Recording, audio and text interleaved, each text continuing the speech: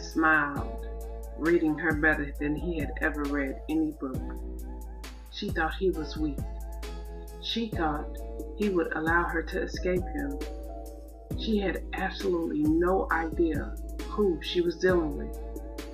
Oh well, she was soon to learn. Yah requires a verbal contract, he told her. A verbal contract, she asked confused. For what?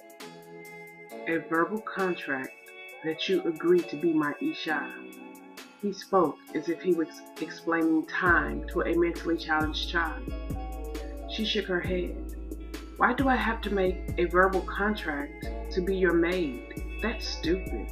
She instantly regretted her words.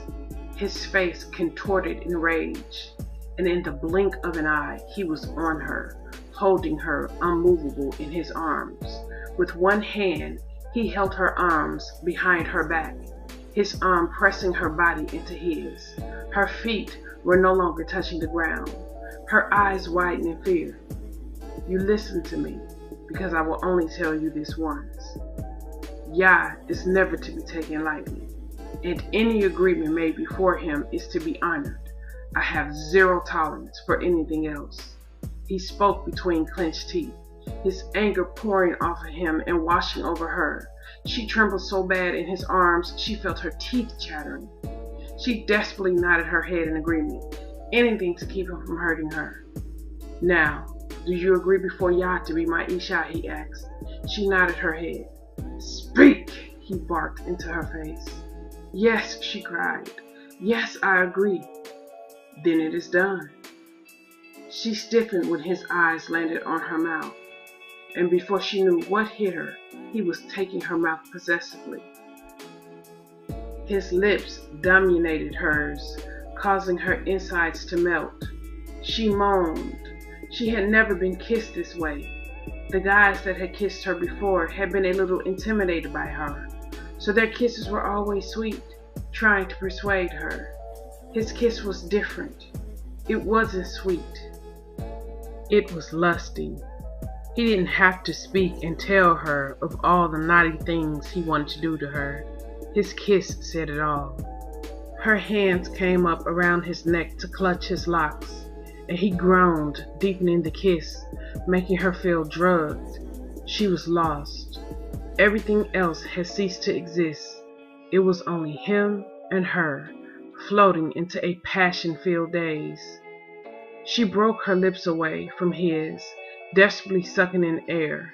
His mouth moved on to her neck, sipping from her, causing her to clutch his hair tighter as she tried not to fall off this cliff. She moaned when he gently bit her neck, only to come right behind and soothe her tender flesh with his tongue, before sucking hard with his mouth again. Her body felt as if she was getting ready to convulse. His hardness against her softness was causing the woman in her to awake for the very first time. Plus, his big hand had somehow made its way underneath her shirt, but he had gone no further than her belly button, where it seemed that he gently drew circles around it with his fingertips. She buried her face in his neck and moaned again. Her response caused Lion to go feral. He needed her right now. With hands that shook, he reached for the button on her cargo pants. I heard there was a break-in. A voice came from behind them, causing both of them to freeze as reality washed around them. She leaned her head on his chest, hiding her flushed face, while she struggled to get her breath and body temperature back to normal. Her back was against the wall, and his big body was pressed intimately in front of her. When had he put my back against the wall? Oh my goodness, when had I straddled his hips? Slowly, I put both of my feet back on the ground. I felt as if I was awakening from a knockout. You know the kind, where the person looks around and say, "Where am I? How did I get here?" Lion, who is that you're holding, Ben? Oh my goodness, It was the nice old man from the door. He just caught us fooling around like animals. While I felt embarrassment, I tried to come to terms with what had just happened. Had he just awakened me by just kissing me? Oh goodness, I told y'all he was dangerous. Lion, do you hear me, son? Lion still stood with his face buried in my neck. He was breathing loud and hard. Then he growled. Go away, elder. Now is not a good time, he snapped. I tried to push him away from me, but he didn't budge. In fact, he growled at me again. No, I need you, he whispered, so low in my ear, I knew that the man he called elder had not heard. I would, but I just took the bus here because I was worried. So I'm gonna need a ride back, elder said, his words throwing a bucket of cold water on the big guy. Lion exhaled a frustrated, long breath before he reluctantly let me go. He turned to look at the elder, letting him see all the anger he felt at his interruption. But the elder just stood there blinking up at him with those innocent eyes and didn't seem to be bothered even a little bit at Lion's anger. Ah, Bud, good to see you again, the elder cried, opening his arms up to me. I didn't know why, but I didn't hesitate running to him and throwing myself into his embrace. He gently stroked my hair while giving Lion a disapproving look. Seems I came just in time, huh? Actually, you came at a horrible time, Lion answered dryly. I didn't know what it was about the old islander, but I felt very comfortable in his arms. I imagined that this was what the embrace of a loving father would feel like. Meanwhile, Lion was having the hardest time standing there allowing the elder to comfort her. He knew she was probably scared and just needed what the elder offered. Still, it was supposed to be him comforting her, in the way a man best comforts a woman. You know, elder, you should be real careful with the way you hold another man's Isha, he growled at the old man. Butta's eyes flew open. She turned to look at him, appalled that he chose to tell the nice old man about their agreement. Why don't you just put a neon sign on my head that says Lion Slave so that everybody can see it, she snapped at him. The elder's mouth fell open and then snapped shut. His eyes went to Lion, who actually had the nerve to fidget under his gaze, before they returned back to Butters. So, you agreed to be his Isha? He asked her gently. She couldn't say the words, so she just nodded. And you think that means slave? He spoke carefully, as if trying to get an understanding. Slave, maid, same thing, she spat, waving away the semantics, as she glared angrily at Lion. How could he do this to her? She had hoped that their arrangement could stay between them, but now she saw he had planned on humiliating her as well as turning her into his sex slave or maid with benefits. She gave a bitter laugh. It didn't matter. Once she found the staff, she was gone anyway. I see, the cool Caribbean voice said, laced with something that sounded a lot like amusement. Lion cleared his throat. You might as well stay here tonight, elder. It's late, and I don't feel like driving anyway. He grumbled these words as he headed toward the front door to lock it. I thought as much, the elder said, smiling at Butta before he offered her his arm. Come on, Bot. Let me show you around your new home. I let the elder lead me upstairs while Lion turned off the lights and reset the alarms downstairs. So that's why I hadn't seen Lion leave with the other guys. He lived here. He was probably up here the whole time. Poor Miss Orange Dress and Miss Baby Mama. He was right under their noses the whole time. I couldn't help but chuckle a little to think they had gone through all that trouble in their crazy torture clothes to get a man. And the man that they was trying to get so hard had me, the little ghetto thief, pinned against the wall, where he proceeded to shatter my world and build it back up again. "What's funny, Bot?" the elder asked. "Oh, nothing. Just thinking about something I saw earlier. So, Lion lives here, huh?" "Yep. He's got a real nice setup. Got the gym on the first floor, the gym offices on the second floor, and on the third floor is his apartment and private office." I nodded my head as I took all that in, wondering where one would hide a magic staff and all that. "And since you are Lion's Isha, I guess you'll be living on the third floor with him." He spoke these words with a big happy smile on his face. This confused me a bit. Why would me being Lion's maid make him so happy? "Lion really needed an Isha, huh?" I asked him. "Oh yes. That boy's been through a whole lot. His world is just fighting and war. There ain't no softness. I told the boy long time ago what he needed was a good Isha." I nodded my head. What I got from what Elder was saying was that Lion's place was probably a mess, and he needed me to clean it. I could do that. I got a little skill in the kitchen too. This Isha thing will be a breeze until I find the staff. Now, Elder, Isha, what language is that?" "Hebrew, my darling." He patted my hand. He was so sweet. "I think that when I leave, I will take him with me. Get Lovely and get us all on the first bus out of Chicago." Hebrew.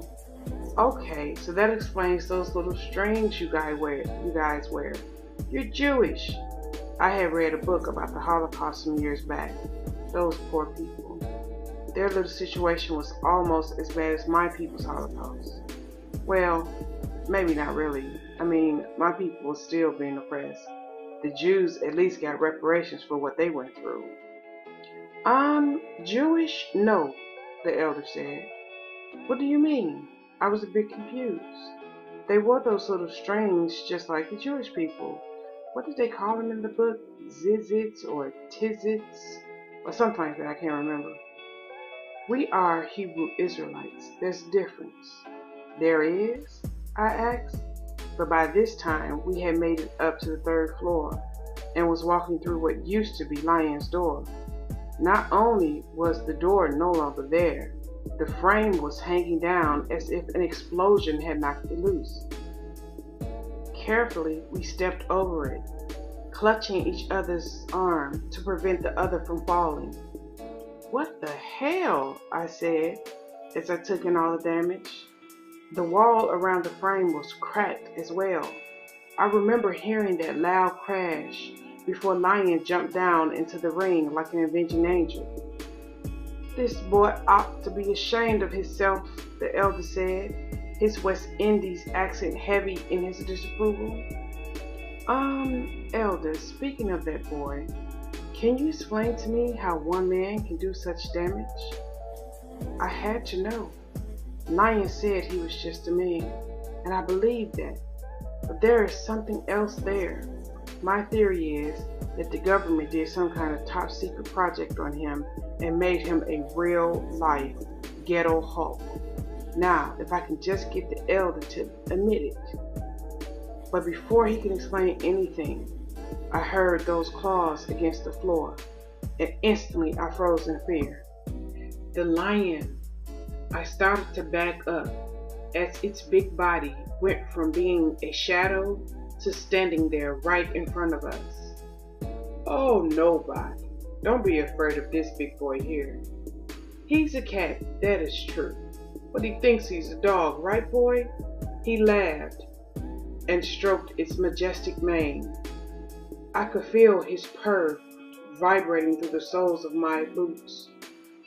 "What do you mean he thinks he's a dog?" I asked, confused. "Just that. He's domesticated, and he's Lion's best friend. The boy tried to take him to the wild so that he can learn to live like other cats. But old King here would have nothing to do with it. He wouldn't leave Lion's side. It's the darnest thing. Old King got bored with the elder and started to approach me. I broke out in a cold sweat. My body wanted so bad to run, but my mind was using reason. If I ran, that cat would think I was playing with him and jump on me or something. Just relax, Spot, and let him smell you a bit. I was too frightened to respond. The animal used his huge head to move my hand. Wow, it was very strong. He wants you to pat him, Elder said. My hand shook as I brought it up to gently pat his soft mane. Then he licked my palm. Oh my goodness, it felt like sandpaper.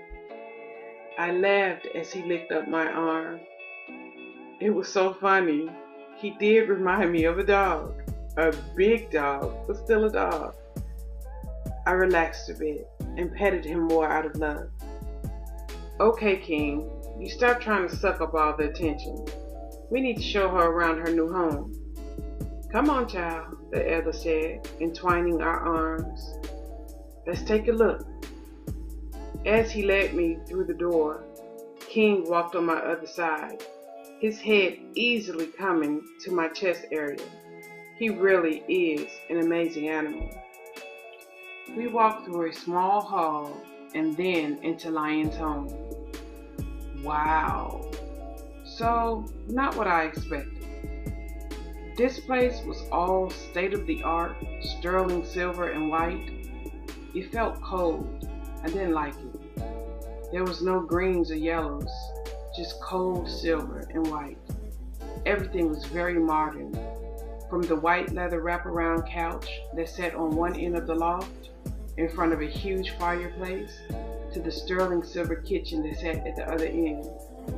There were a set of white stairs that led up to a bedroom area. Elder led me to the kitchen area that was underneath the bedroom. It was nice if you liked the sterling silver sterile kitchen look. You know, the kind you see in one of those fancy cook shows with the fancy Italian chef and his fancy mustache. What do you think? Elder asked. Honestly? Yeah, I prefer honesty, always, no matter how painful. He laughed at his own joke. And although the joke wasn't funny, the way he quietly chuckled, clutching his slightly pooched stomach was. He reminded me of a Jamaican Santa Claus. He even had the full white beard. Not quite like the big fat white Santa, more like Red Fox's. Well, Elder, if it were my kitchen, I would maybe have more color. You know, a splash of yellow, maybe some green, a little orange, maybe some warm browns. The kitchen had potential. It could really be a nice space. But as it was, it looked like nobody lived here. That sounds wonderful. When are you going to get started? He said. His question threw me for a ringer. What do you mean get started? This is your home now, your kitchen. You can do what you want with it. Oh no. I shook my head at him. Elder was old school. Maybe back in his day, maids changed things around. But I was pretty sure that kind of thing wasn't done these days, although I have never been a maid before. I'm just a maid, Elder. I'll leave all the decorating and things like that to the big guy. But this brought something else to mind. Did he have a woman? And if he did, what was she going to say about me living here? Hey, Elder, I said, coming to stand close to him. I didn't want Lion to hear me asking this question. Is there a Mrs. Lion or a future Mrs. Lion? A look of utter confusion came over the elder's face. I don't understand the question, he said. Don't worry about it. I'm sure I'll find out soon. Come on. Wrapping my hand back around his arm, I gave a gentle tug. Let's go see what the rest of my new house looks like. I gotta say, if it comes to light that Lion has a girlfriend, I'm gonna be a little disappointed in him. And not just for the obvious reasons, that he shouldn't be kissing me or touching me like that if he knew he had a girlfriend, but for a deeper reason. He just didn't seem like the kind of brother that played games, you know? There's a raw honesty about him that is rare. And if he has a woman, my image of him would be shattered. The elder led me to the other end of the loft and through a pair of French glass doors. I stepped in and all the breath whooshed out of my body. An indoor greenhouse. Oh my goodness. I looked up at the window ceiling and the moon winked down at me. During the day, the sun will fill this space up beautifully. My babies would love this room. And then I looked down around at the ugly weights and I cringed. Weight benches? Weight benches? He wasted this space with weight benches? Who would do that? Who would destroy such a room with metal and weights? Oh, the possibilities. There were drains in the floor to allow one to put a watering system in the ceiling to assimilate rain. I clapped my hands together, just imagining how beautiful this room could be. I would make a miniature version of the conservatory. My feet seemed to have a mind of their own because they carried me through a patio door and out to a small rooftop that had the best view of the city that the ghetto can offer. Down below, the streets were alive with hood activity. But when you looked up at the night sky, everything stood still. From way up here, you could see a couple of stars. Tonight, the moon seemed to dominate the sky. I reached out my hand and tried to touch it. It was the perfect space. Do you like it? Elder asked, coming to stand next to me on the roof. I whirled around to face him. Like it? I love it. I couldn't hide my amazement. I had always dreamed of finding an apartment with a greenhouse room. Sometime when I go to the library, I'll just sit there and go through books and imagine those kind of apartments and just sit and fantasize about all the plants I would grow. I knew you would, he said, smiling warmly at me before he turned and walked back into the greenhouse. I looked down at King, who looked up at me as if he was amazed at my amazement. How do you know? I called after the elder, following him in. However, the sight of Lion sitting on one of the weight benches made the smile slowly leave my face. He was like a great, big reality check. Why was I so happy? This place was not mine. There were no possibilities. How could I have forgotten my reality that quick? I was not here willingly. I was here because I got caught trying to steal from him. I was trying to steal from him because a madman was holding my mother somewhere, and I had no idea if she was dead or alive, sick or hurt. You like this room? He asked, looking up at me from where he sat on the weight bench. I just shrugged. It's all right. Then I turned and left out the room of shattered possibilities.